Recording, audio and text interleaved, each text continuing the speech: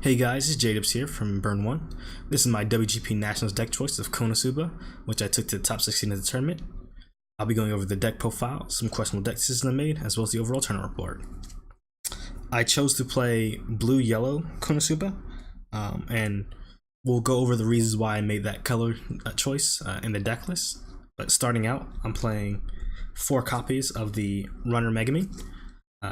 When it comes into play, you can ditch a Climax to salvage an adventure or magic trait character. It does not allow you to salvage goddess trait characters, so it can't salvage some characters in the deck. But outside of that, it hits most of the cards in the deck, as well as just being a free runner, so it just gives you some early +1s. Next, we're playing 4 copies of this Search Brainstormer. It's pay 1, tap 2. For every Climax you hit, you may search for an adventure or goddess trait character, which does search everything in the deck. It also has a Climax combo that you do not run. It is not a very good Climax combo. It's just a tap 2 Search Brainstormer, pretty typical. Next, we're running 4 copies of this Aqua. When it comes into play, you can clock a card from your hand to search for a goddess trait character. This card is not very good. It is the early play requirement. It needs to be in clock for the early play. That will be mentioned later on. It's a necessary evil, unfortunately. It can allow for some, like if you have 2 in hand and you get level locked at 2, can allow for some like plays to be able to enable your early play when you normally wouldn't be able to. But outside of that, you're just running as a 4 of, because you do need to see 1 copy before level 2 and you don't want to search it. It feels really bad, like brainstorming to get this out of your deck. Or sometimes if you have the ditch Climax to salvage, you might pick it up, but that's it. Next, we're running 3 copies of this 500 Infrontances, and then you can tap it to give a character 1000 power. The level 1 combo needs to make sure you have goddess trait characters on stage, so you just kind of want to make sure you have goddess back rows in case like you're in a really bad situation, you only have 1 copy of the plus combo.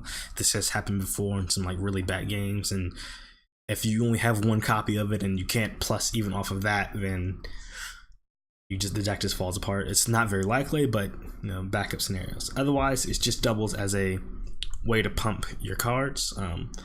Some people wonder why I'm not playing the TD, where when you place a Climax, choose a character and get 1000 power, and that's because usually past level 2, I'm no longer playing Climaxes unless I'm very far behind in damage due to the way how the deck works, and Climaxes are usually getting pitched to the main finisher of the deck.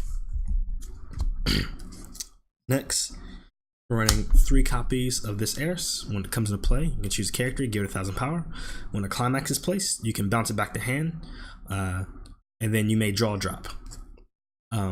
This is used to kind of, in very slow level 0 games, sometimes it happens, to be able to transition hands to your board so that you don't have to pitch, and be able to increase your overall amount of resources available to you. So like normally, like if I wasn't playing like a card like this, this allows me to transition hand size from level 0 to level 1. Because this will go back to my hand, I can pitch it, and it might be another card, it might be a level 1 or something, a card that at level 0 I wouldn't have been able to play on the board.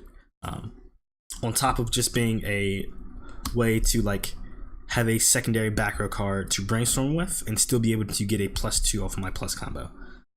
So like I can play this Brainstormer, tap 2, brainstorm, maybe hit a Climax, search, play the plus combo, bounce this to hand, and then pull 2 characters to stage with my plus combo. So being able to transition hand size from level 0 to 1, as well as allow me to brainstorm and do a proper plus combo, I think warrants it being a 3 of in the deck.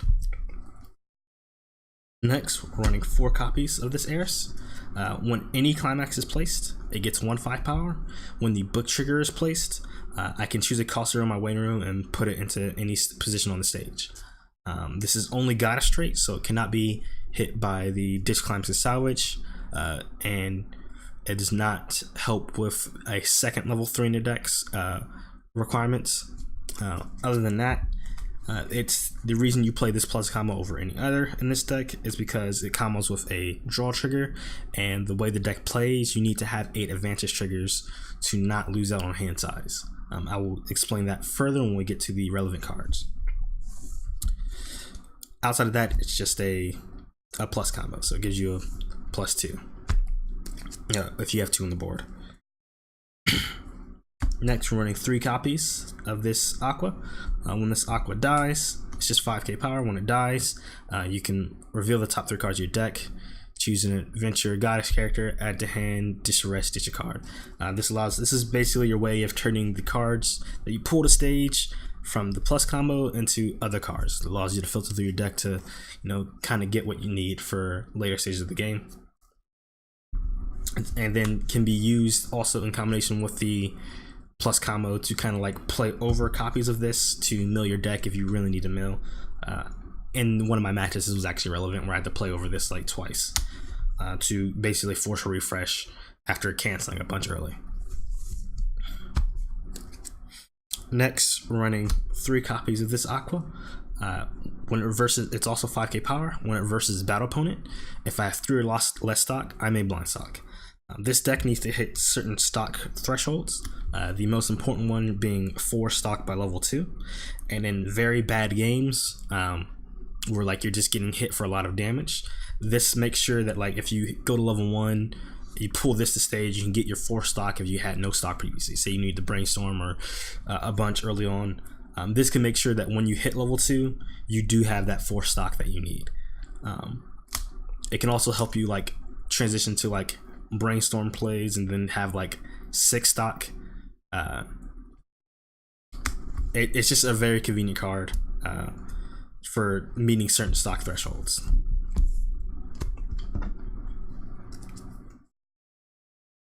Next, running 2 copies of this level assist. That's also a Akatsuki effect. So when it comes to play, you can ditch a card, look at the top 4, choose an adventure or goddess character, add it to your hand. It's just level assist. It also helps filter to your threat, do some deck manipulation, which can be relevant for your early play and trying to predict the chances that you'll pass the top check that needs to be performed, as well as like just being an Akatsuki effect milling through your deck. So I run into 2 of because I usually want to see it. It's not a bad card to run into like at all. Next, we're playing 2 copies of this 2/1 Heirs. It is 5,500 power, but it's just a bottom deck reverser. So when this becomes reversed, if the battle opponent is higher than the level of my opponent, then that card is sent to the bottom of the deck. This is primarily played for the Vivid Strike matchup. You gotta get rid of their Fucus, because if the Fucus survives for 2 or 3 turns, you've probably lost the game. So you usually just want to get rid of a Fuka and push in the 3 in the same turn, and then they can only get like maybe 1, maybe 2 markers under a Fuka at that stage of the game. So once you've pushed in the 3. Next, we're running 4 copies of this Heirs. This is the reason I took the deck to Nationals, so the reason I would play the deck. This is early play if the aforementioned 0/0 Aqua is in clock. When it comes into play, you can salvage a character, so it replaces itself. And then when the center card attacks, you can pay 1, ditch 2 cards, reveal the top card of your deck. If it's Adventure or Goddess, resand this. And this is once per turn ability. A lot of people don't like this card. They don't like the chance of it to fail. They'll feel like it's not consistent enough. But if you do the math on your chances of successful, you're never going to be below a 66% chance to pass the top check, and you're usually hovering around 80% chance, 75, 80, usually higher than that chance to pass the top check, which I think is good. It's good enough for me. Some people might find that risky. It's a very playstyle decision. I think 80% chance to pass a top check is very good for me, for my playstyle. It's a bit risky, but I'm willing to take a risk like that. And so when you pass the top check, Being able to since it generates its own stock, since it's only a 1 center attack for each center, you attack with the left field and the right, and then attack with center. It generates its own stock, so 4 stock, and a decent amount of cards in hand is enough to do 2 restands in a turn. And since you're running 8 advantage triggers, the way the deck plays out is that if you trigger on any of the other 4 attacks that isn't the third attack in the sequence, you're replacing a lot of your hand. It replaces itself, so even though it's pay 1, ditch 2, you can really just think of it in comparison as like pay 1, ditch 1. And then since like if you pass a top check, it replaces its own stock, you can really just think of it as a ditch 1 restander in terms of resources, as long as you pass a top check, right? At least at the turn it comes into play. And so the idea is that you early play 2 of these, you restand twice, 5 attacks. A lot of people usually for some reason aren't prepared to take out 2 early plays, which I didn't really understand that personally, but I found it pretty common that people weren't prepared to get rid of 2 early plays, like throughout most of the tournament. And so one of them will survive. You generated 3 stock this turn. You play another one because it salvages the character. You usually just salvage the remaining ones in your waiting room, and you hold one in hand at all times so that you just repeatedly play them. You play it. You salvage another character because one survived. You consider that a +1.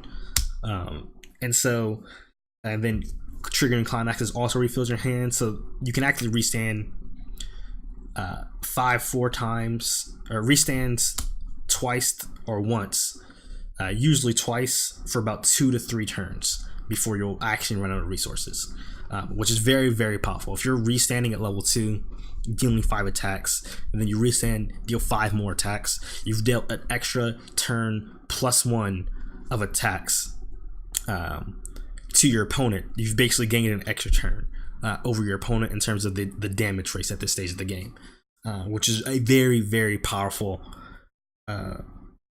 scenario to be in my opinion. Sure, you do have that fail chance, but you don't fail very often, and you can manipulate your chances of passing and failing with the aforementioned cards that mill through your deck, and then it just comes down to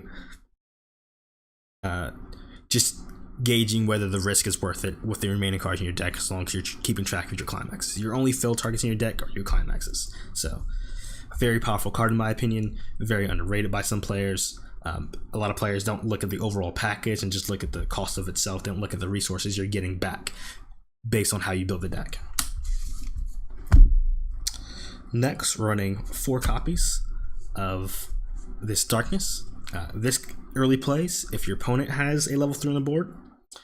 If you have 2 or more other adventure or adventure characters, it gets 1/5 power and hexproof.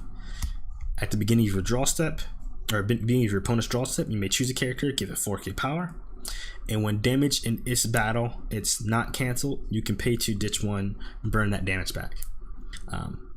This is a very powerful card because if you are able to early play it, it doesn't leave the board.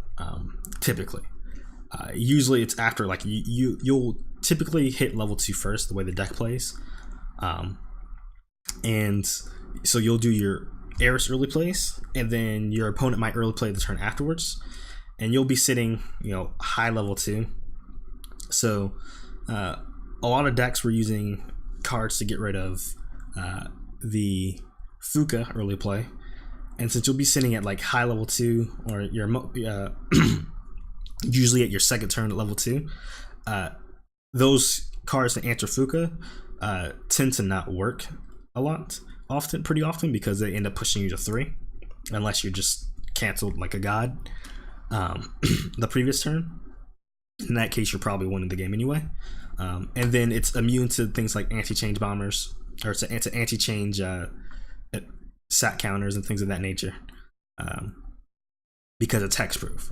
And then because of the plus 4k ability, it sits at 14 to anywhere from 14 to 16 power based on field state. So this just sits on the field for like the rest of the game in a lot of matchups, which just gives you another plus. If you're able to get this off with 2 of the Erises, it's a very nightmarish field to deal with, because your opponent is looking at 3 early plays, and it's very difficult to get rid of. They usually will only have a way to get rid of one, maybe two, and it just becomes a nightmare for a lot of opponents. Outside of that, sometimes you can put the 4K power on an Heiress, depending on what you know your opponent has in hands, and they just can't get rid of an Heiress, and you can use that to like go for the finishing turn the next play. You don't use the pay to ditch one, the burn ability very often, but it can come in handy at like your opponent's at like 3-5 and you might be at like 3-3, 3-2, and they're having to play around that burn ability, which can be devastating for a lot of opponents. So the value you can get off this card is just amazing. I also ran this card because the deck has a particular weakness to rest counters, because if the center gets rested, you can't restand. So set this in center and the center can no longer be rested, and that means I can still, even if they rest a restander, I can still restand it as long as I have the 2 stock needed to restand it. So this was mainly here to shore up that weakness, but just getting it out early against other decks is still like a really huge value play. Next, I'm running 1 copy of this Aqua. When this comes into play, I can pay an additional 1 to make my opponent choose 2 of their climaxes and shuffle everything else back in. This is just to deal with heavily compressed decks that are compressed not through like stock, but just they have like 2 climaxes and a bunch of characters, and like a deck of like 16 cards with like 7 climaxes in it, or like 6 climaxes in it, something where and a bunch of characters in the white room. Just like it's not a very it's not a scenario that happens a lot, but you know, sometimes it can just win you the game. So just 1 copy is enough, since it doesn't happen very often where this card is actually relevant. It also, you can't play backups in this battle, and it has a climax combo that is technically in the deck, where you can ditch a card to choose a character and clock and pull it to the stage. So it also acts as a healer if you need it to be. So a pretty solid card as a one-off.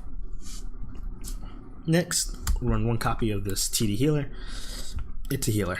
It also gets 500 for every other character, so it sits at a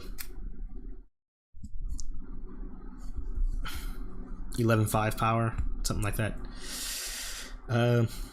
It's just a healer in case you need to heal because you took a lot of damage, or you're like 3-6 and you're just like, use your early play to salvage this, and then salvage this and just to heal off some damage. So just so you don't die to refresh damage or something like that, you know.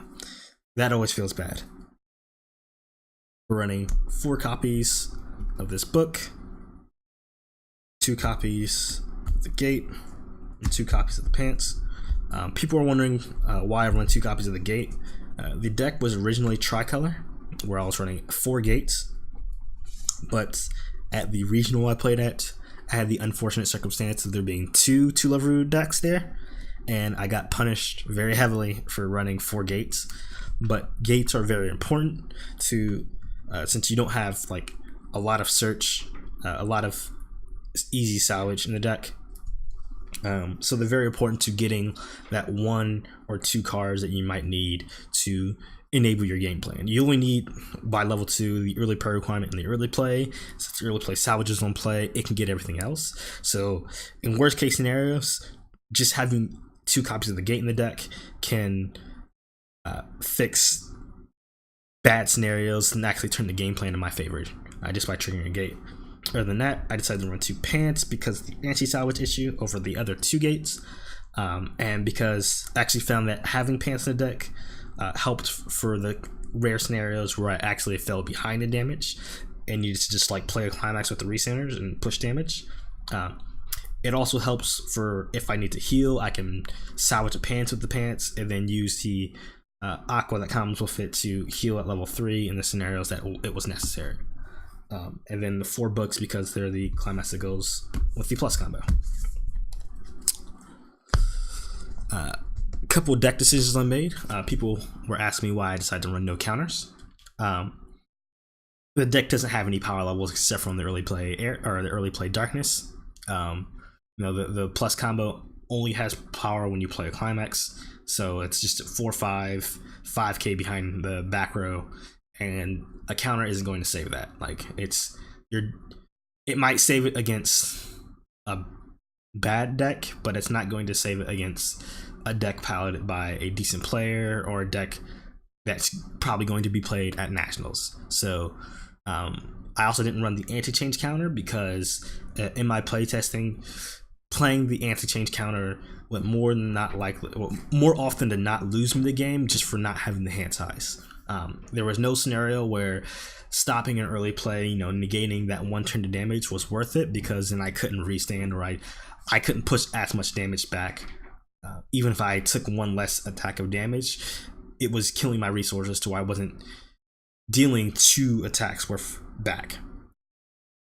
2 extra attacks worth back, since it pulls into the hand size I would need for the restander. Other questionable counters is I'm not running the 2/1 Leafy counter for the deck. That's mainly because the only thing to protect at level 3 is the darkness. I don't necessarily need to protect the heiresses, because if they die, I'm usually holding another one in hand, and I really want that plus. I don't want to have to expend resources to save them. I want to maintain hand size.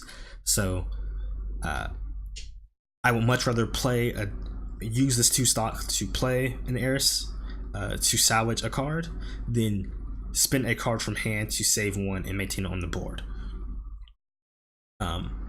And if my opponent is able to get over a 14k or 15.5 or 16k darkness, then they earn that. Like, that they put in a lot of effort. They probably expended some resources, depending on what deck they're playing, to get over that card. So I'm perfectly fine if they're able to get over it. That they get over it, because it's not the main game plan of my deck either. It's there to deal with certain bad matchups, and if it's able to maintain itself on the board, the value is just a bonus. Going over to the tournament report, in round 1, I played against Blue Red Rabbit House. This was just a fairly simple match. The deck Konosuba doesn't particularly care about very many matchups. It doesn't really have anything it can interact with opponents with. It's a very non-interactive deck. It cares about itself more than it cares about what the opponent's doing, outside of very fringe case scenarios. So the only relevant thing that happened in this match was my opponent had played a Climax played a red Climax without having red in clock or level. So we had to call over Judge to revert the damage, and then after I reverted the 3 damage from the first attack, and shuffle my deck, I ended up canceling twice with I was already out 6, and so I was able to use the plus combo in combination with a couple of the aqua that mills on death to mill through the rest of my deck and get a early refresh right after canceling very heavily early on. So that actually gave me a really good damage lead, and then once I got to level 2, I was able to just push my opponent to halfway to 3. And then I think I ended up being at 3-2, 3-3 when I won the game after the second turn of 5 restands, or second turn of 2 additional restands. Going into round 2, I played against Green Blue Vivid Strike. Again, a very standard match. Didn't really care what my opponent did. He's just executing my own game plan. I was able to kill a early play Fuka with the 2/1 Eris, and then push my opponent to 3. I did end up getting pushed to 3-5, end up clocking myself to 3-6. But I was able to kill. My opponent was at 3-4 as well. Getting close on refresh, I was able to kill him with just a couple of zeros, and I do believe I had the resources to resand if I needed to. Outside of that, going on to round 3, I played the Konosuba Mirror. He was playing blue-red, I do believe. He may have been playing mono blue, but I do believe he was playing blue-red. He made the choice to play the Aqua Brainstormer, which I do not like that card, because once you hit level 2, the Brainstorm is basically useless unless you're in very bad scenarios. Usually you just want to board for restanders and maybe just some random card in the center to get the center attack off with. But if you hit 2 in the Brainstorm, there's nothing, you can't get the value that you could with a Search Brainstorm, because your left and right slot are dedicated to your restanders almost the entire time. And so that ended up happening to him. He ended up hitting like 2 in the brainstorm. He had a waiting room full of zeros and like 1s, and it's just like I think he just replaced his back row because it would just come in standing, because that was all that it was worth. Outside of that, it was just a typical match, and like I passed my restand and he failed his, so that's just how the match goes. Going on to round 4, I played against Attack on Titan Yellow Red. I was against Kit King. And this match was actually pretty I think, don't know the best way to say it. It was a pretty bad match from both ends. Neither of us hit our plus combo, which is I think worse for him than it is for me, and neither of us really drew a climax early on. And because of this, we had a very, very slow level 0 and level 1 game, where I end up generating like 10 stock by the time I hit level 2, which is like a more of a worst case scenario for him, because what ended up happening is I didn't have the hand size because I didn't get my plus combo. I just kind of had to throw characters on the board to attack with, but I was still able to early play and get the recenters out, and because I had so much extra stock, I was able to actually just pay 3 encore them instead of when they died, instead of just playing another Eris and salvaging them back. And because of that, I was able to just use the hand size I did get off my clocks and draws to just restand some more. I was able to, I think the first time he killed both of them, I was able to pay 3 encore them both, and then he killed them again, and I was able to pay 3 encore one of them, and then top decked an Eris, played it, salvaged some characters. It ended up being like this really neat play where I was at like barely any hand size. I drew an Eris with like nothing in hand, but that Eris checked my waiting room, knew what I triggered, realized that there was one more Eris in the deck with like 2 cards left in deck, so I clocked that Eris to get another early play, played that one. That gave me the hand size needed to salvage, and then I refreshed and then played the next one, salvaged from the cards. I was at like 3-4, I think. Salvaged from the cards that I got from my stock, and was able to get one more restand in. Didn't end up needing the restand, but was just able to go for this pretty just like pro play to just make sure I had this hand size needed to restand if I needed to. I would have passed the top check, but I didn't need to when I did the attack. I was able to finish the game off. Unfortunately, Kit he only saw basically 1 climax the entire game. He got like 1 plus combo off like somewhere in the middle of level 2, and he didn't get his plus combo or his climax combo for his finisher when he had like 3 of the finisher in play either. So it was pretty unfortunate game for him, but yeah, we take those. Round 5, I played against Vivid Strike again. This was against Michael Broderick. Green Blue Vivid Strike. This was simultaneously the best game I've had with this deck in a while, and also the first game I lost.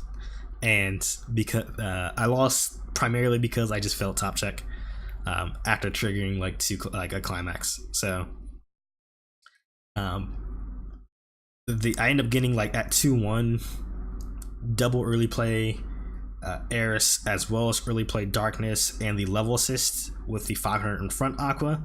So being at 2-1 with 3 early plays, and I was like 2-1, 2-2, something very low in damage, but with all 3 of my early plays out behind level assist, after killing like a Fuka, or I was able to kill the Fuka and get the early play out. So like the value I was able to generate off of that was pretty amazing. But I got to push them to like 3-4, and then went to go kill. I was at like 3-2, 3-3. Went to go kill him, and I just failed the top check. So it happens. That's a risk you take when you choose to play this deck.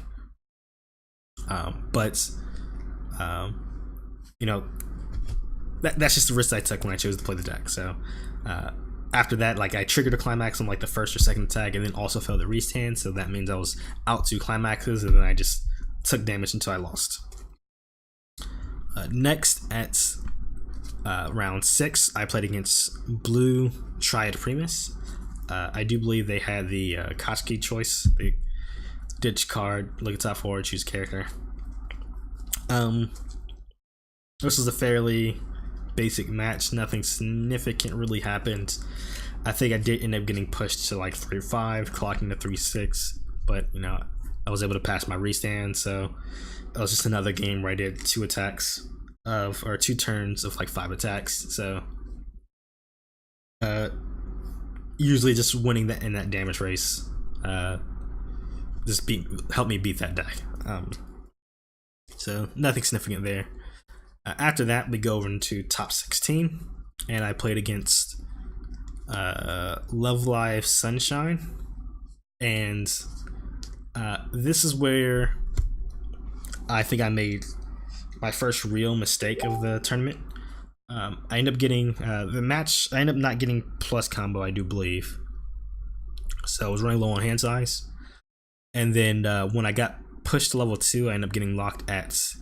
I ended up getting pushed to 1-6. I mean, I had to clock to 2, and I didn't draw into any like playable cards. I only had 2 1-0s and the early play requirement in my hand, and my opponent was out 6 climaxes, and I decided to play the early play requirement versus keeping it in hand and just playing the climax I drew into to try to push damage. So my opponent was out 6, but he ended up double canceling.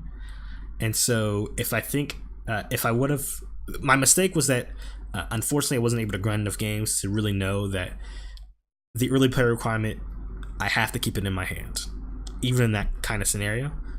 Even if I think I can get a reward for playing out the 0, because what ended up happening is the next turn, I still didn't have early play requirement, and I'm sitting on a handful of early plays and basically nothing to play, so I ended up having to move it back row. So if I would have kept the early play requirement in hands, I probably would have been able to do 5 attacks the next turn and push my opponent through to level 3. And what ended up happening is because I wasn't able to play my early plays, he ended up being at level 2 for like a while, and this was like yellow red of the variant of the deck that he was playing. And so he ended up getting his early play value where he like top checks for burns, and because he stayed at level 2 for so long, I ended up just taking a lot of burn damage from that. And then when I did get to level 3, I was able to get my play the heiresses, but I ended up failing the top check when I finally did get to level 3. Whereas if I would have passed the top check, I was put in a scenario where I had 8 cards in deck with 2 climaxes, and I brainstormed thinking if I hit at least 1, I would be fine, but I don't hit any. And if I could have hit 1 and maybe triggered an attack 1 or 2, I actually had the resources to do 3 restands versus 2. But because of me not hitting the brainstorm and not triggering, and I triggered climax on like 1 on the first attack, but ended up failing because it ended up coming down to a 50-50 with the last 2 cards in my deck, and it was basically if I pass this 50-50 I win the game, but if I don't I lose the game. So I ended up failing it, so failed top check, failed my restands, and then I ended up pushing my opponent from like, my opponent was at like 2-3, 2-4, but I pushed him from like 2-3, 2-4 straight to like 3-4, 3-5, and the restands would have won me the game. So unfortunately that was something that happened, but the bigger mistake that I made was not holding the early play requirement in my hand, because that would have prevented him getting all the value off of his early plays that he did, because I just wasn't able to kill them because of the scenario I was put in.